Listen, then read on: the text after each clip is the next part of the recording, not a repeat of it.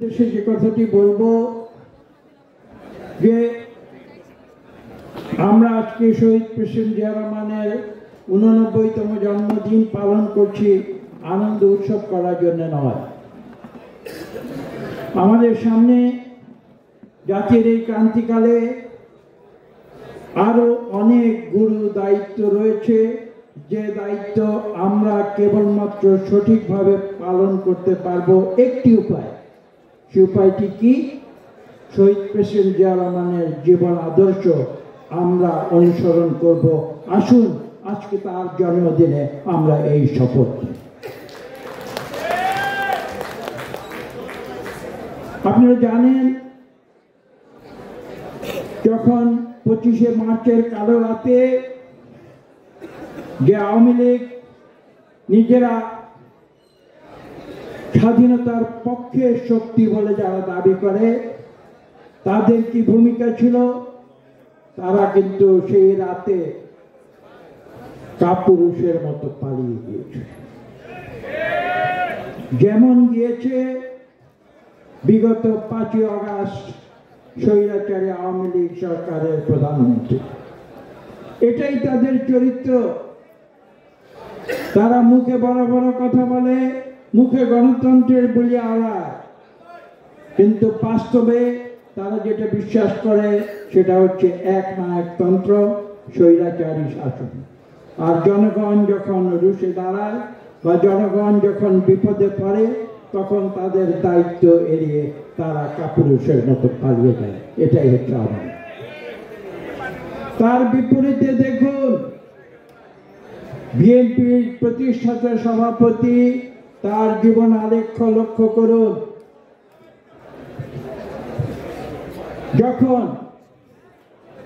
যখন আওয়ামী লীগ পালিয়ে গিয়েছিল মার্চের কালো রাতে 1971 সালে, সেদিন শহীদ প্রেসিডেন্ট জিয়া রহমান বুক ফুলিয়ে দাঁড়িয়েছিলেন, বিদ্রোহ ঘোষণা করেছিলেন, স্বাধীনতা ঘোষণা করেছিলেন।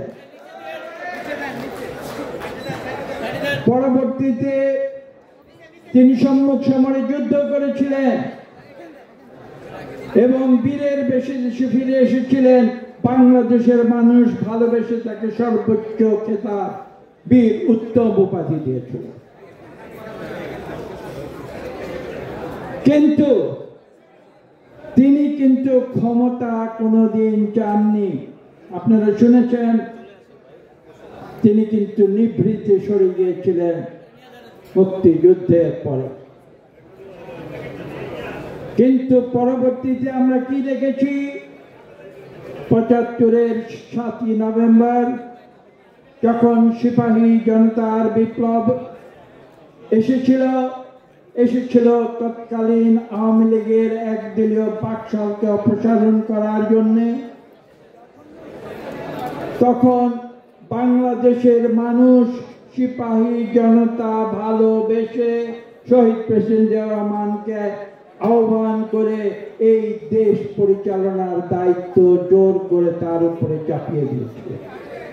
তিনি স্বেচ্ছায় আসেননি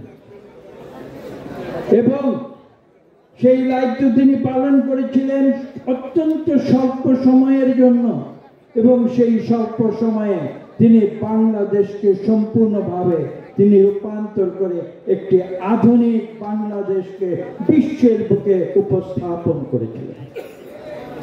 সেখানেই শহীদ প্রেসিডেন্ট জিয়া রহমানের কৃতিত্ব। আমি তার জীবনের যে অর্জন সেগুলো হয়তো বলতে পারবো না, সময় সংক্ষিপ্ত।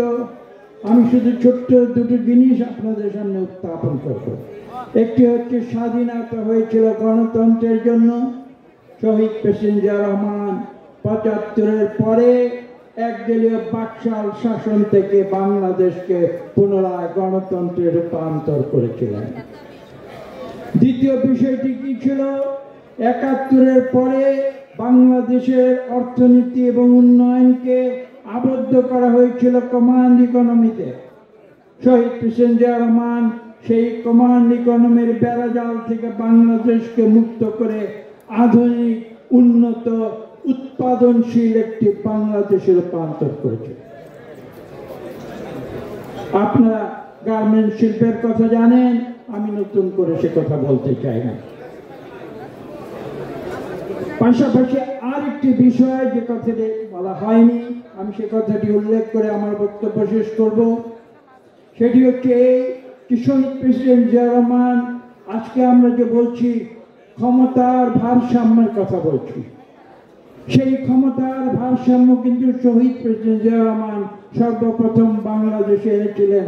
তিনি ফ্রান্সের আদলে তিনি বাংলাদেশে একটি মডেল দিয়েছিলেন, যেখানে একজন প্রেসিডেন্ট ছিলেন, যে প্রেসিডেন্ট ছিলেন শহীদ প্রেসিডেন্ট জিয়া রহমান, বাংলাদেশের মানুষের সরাসরি ভোটে নির্বাচিত। পাশাপাশি তিনি একটি সংসদ দিয়েছিলেন এবং সেই সংসদেও কিন্তু একজন প্রধানমন্ত্রী ছিলেন, এবং এভাবেই তিনি বাংলাদেশের সংবিধানে তিনি ভারসাম্য এনেছেন। কাজে আজকে আমরা যে সংস্কারের কথা বলছি, যে সংস্কার নিয়ে আমরা সময় ক্ষেপণ করছি, আমরা বারবার বলছি সবকিছু খোঁজ নিচ্ছে পাল্টে ফেলতে হবে, তার কোনো প্রয়োজন নেই। তার উদাহরণ শহীদ প্রেসিডেন্ট জিয়া রহমান আজকে থেকে 45 বছর আগে তিনি নিজে দিয়ে গেছেন। আমরা সেই উদাহরণ অনুসরণ করে ইনশাআল্লাহ বাংলাদেশে সকল সংস্কার শুধু করব না, সংস্কার চলতেই থাকবে, কিন্তু আমরা একটি সুষ্ঠু নিরপেক্ষ নির্বাচনের মাধ্যমে আমরা এদেশে অবিলম্বে গণতন্ত্র ফিরিয়ে আনব। আমাদের মনে রাখতে হবে, বিগত বছরগুলিতে আমাদের প্রিয় নেতা জনাব তারেক রহমান আমাদের যে দিক নির্দেশনা দিয়েছেন, যার ফলশ্রুতিতে আমরা আন্দোলনের শেষ পর্যায়ে আমরা উপনীত হয়েছি এবং আমরা বাংলাদেশে একটি রাজনৈতিক বিস্ফোরণমুখ পরিস্থিতি আমরা সৃষ্টি করেছি, যেখানে ছাত্র জনতা এসে দেশলাইয়ের কাঠি দিয়ে আগুন জ্বালিয়ে দিয়েছিল। ছাত্র জনতার কাজ ছাত্র জনতা করেছে। রাজনৈতিক দল হিসাবে দেশের বৃহত্তম রাজনৈতিক দল বিএনপি, তারা বাংলাদেশে গণতন্ত্রে ফিরে আনার ক্ষেত্র প্রস্তুত করে দিয়েছে, একথা কেউ অস্বীকার করতে পারবে না। 1 লক্ষ মামলা খেয়েছে বিএনপির নেতা কর্মীরা, জনাব তারেক রহমান থেকে শুরু করে দেশনেত্রী বেগম খালেদা জিয়া থেকে শুরু করে আজকে এই কক্ষে যারা আছেন, আমার বিশ্বাস এমন কেউ এখানে উপস্থিত নাই যার বিরুদ্ধে একটিও মিথ্যা মামলা দেওয়া হয় না। আজকে আমরা এই সত্যকে পুনঃ প্রতিষ্ঠিত করব যে আমরা ক্ষমতার জন্য রাজনীতি করি নাই, আমরা বাংলাদেশের মানুষের গণতন্ত্র ফিরিয়ে আনার অধিকারে, তাদের সেই অধিকার ফিরিয়ে দেবার জন্য আমরা জীবন পণ করে রাজনীতি করেছি। এবং আজকে কথা বলার সময় নেই, আজকে জন্মদিনের আনন্দ উৎসব করার সময় নেই। আসুন, আমাদের দেশনেত্রী বেগম খালেদা জিয়া আমাদের যে আপোষহীন রাজনীতির শিক্ষা দিয়েছেন, সেই শিক্ষা অনুসরণ করে এবং আমাদের ভারপ্রাপ্ত চেয়ারম্যান জনাব তারেক রহমানের যে দিক নির্দেশনা, সেই দিক নির্দেশনা অনুসরণ করে আজকে শহীদ প্রেসিডেন্ট জিয়া রহমানের জন্মদিনে আমরা এই প্রতিটি নিচ্ছি যে আমরা ইনশাআল্লাহ বাংলাদেশের মানুষের কাছে গণতন্ত্র ফিরিয়ে দেব, এটা কেউ ঠেকিয়ে রাখতে পারবে না। সকলকে ধন্যবাদ।